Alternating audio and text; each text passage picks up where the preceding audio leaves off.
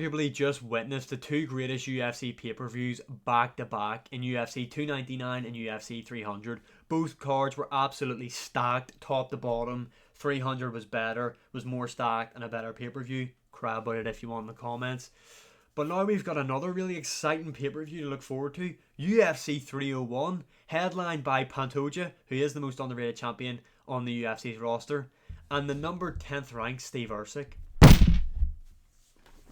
Why is this main event in this card? Why? I know Pantoja is Brazilian, but this is not a pay-per-view main event.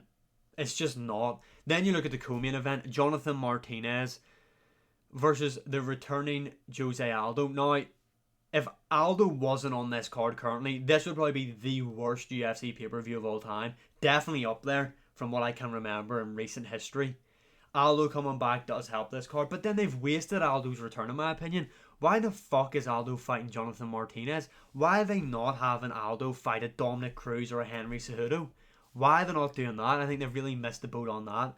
However, there is one Brazilian man in particular that can save this card and has showed an interest in wanting to fight on this card.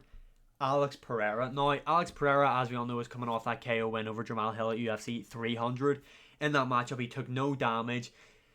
He did say in the post-fight interview that he would like to fight in Brazil and he would like to fight on this card. He also hinted at a potential move to heavyweight. So, this is how... I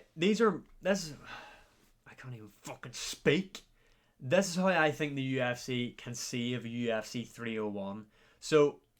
By the way, before we start, I made a video on TikTok talking about potential opponents for Pereira at 301, and people were in the comments saying, he's got 3 broken toes, he's broke his toes, he can't fight on UFC 301.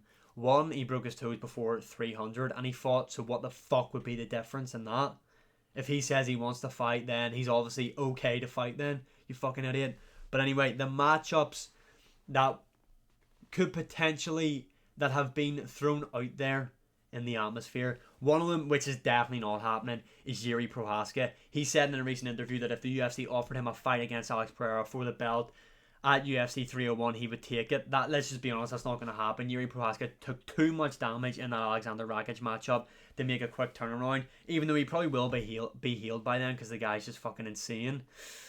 Then you've got the matchup that I said before Pereira should be pushing for, and that's the Ankalaev matchup. Now, like I said before, not that I believe Pereira needs all these advantages to beat Ankalaev. However, if you want to fight at 301, why not call out the next contender, which is Ankalaev?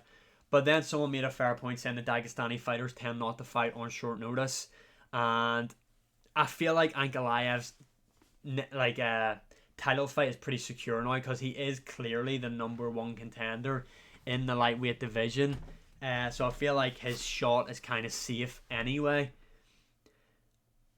But then I came across, I forgot what I was going to say there, but then I came across another couple fights that could work for Pereira to fight on this card. Now obviously, and that is in the heavyweight division. Now obviously, the obvious one is Tom Aspinall. We've seen Tom Aspinall at 300 staring down Alex Pereira as he walked to the cage. This fight has been rumoured before. It was actually rumoured for 300.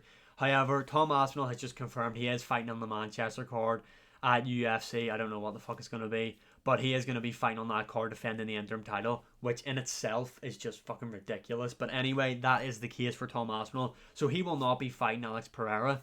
But I still think a move to heavyweight for Pereira could make sense, even though it's not fighting for the title. And in fact, I think moving up just to have one fight at heavyweight to potentially save this card, then come back down to light heavyweight, actually works out really well. Now, obviously, in the UFC, if you're a champion and you move up divisions, it's normally to fight for the belt. Obviously, now we know that if Pereira is going to move to heavyweight for his next fight for this card, it's not going to be for the title.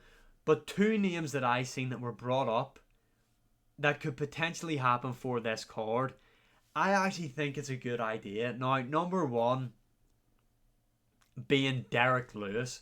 Now, Derek Lewis obviously is set to main event one of those fight night cards.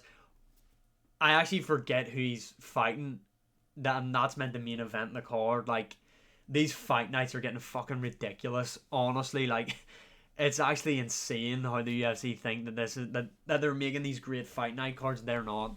Derek Lewis in the main event against, I can't even remember who he's fighting. I'm really trying to remember here. That might be on my behalf. I should know this shit, but like that's just not a main event worthy fight. But Derek Lewis versus Alex Pereira to headline 301, that could be a main event matchup. Now, obviously, there are a lot of risks for Alex Pereira if he was to move up to face Derek Lewis. Obviously, Derek Lewis can knock anybody out.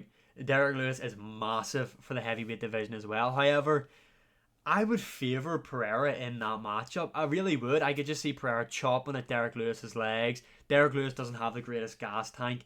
And I could see Pereira chopping at his legs and KOing him. And that would be a great way to introduce Alex Pereira into the heavyweight division as well. He's going up there. Plus, you could main event it as the light heavyweight champion is moving up to heavyweight to face the guy who's got the most knockouts in heavyweight history. That sells. That would be a big selling point. And you might not even want to have that as the main event. You could have that as a co-main event for 3 rounds and have Pantoja Steve Erceg main event in the card.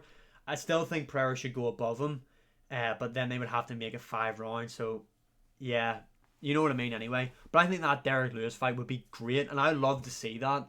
Obviously, Derek Lewis is outside the top 10. And like I said, there is a lot of risk involved in that. Because Derek Lewis could knock out Alex Pereira. But then again, if you think about it, he'll then still be the light heavyweight champion. So, yeah, but obviously losing to Derek Lewis kind of would ruin his heavyweight momentum. And then the other option that I've seen, which I think is unlikely, but was Tai Tuivasa. Now, obviously, Tai Tuivasa's stock has kind of just went because the guy's on a serious losing streak. However, Tai Tuivasa is very fan-friendly. A lot of fans like Tai Tuivasa, and I think he would be mad enough to take that matchup. Like I said, say Tai Tuivasa was able to knock out Alex Pereira, that he explodes.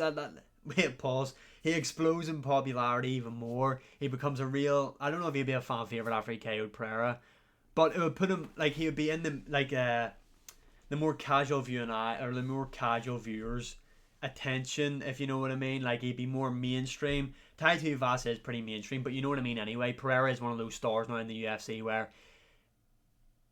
like, he is worldwide known. Probably Alex Pereira now. You know he's not McGregor level. I don't think anybody will be. He's not even Khabib level, but I think he's like that Adesanya level now where he's a big star for the UFC, like a Adesanya, O'Malley level. Probably above O'Malley in my opinion. That's where I would have Alex Pereira. But I think that would be great if he wants to fight at UFC 301 and wants to fight in Brazil. Ankalaev probably won't take that matchup.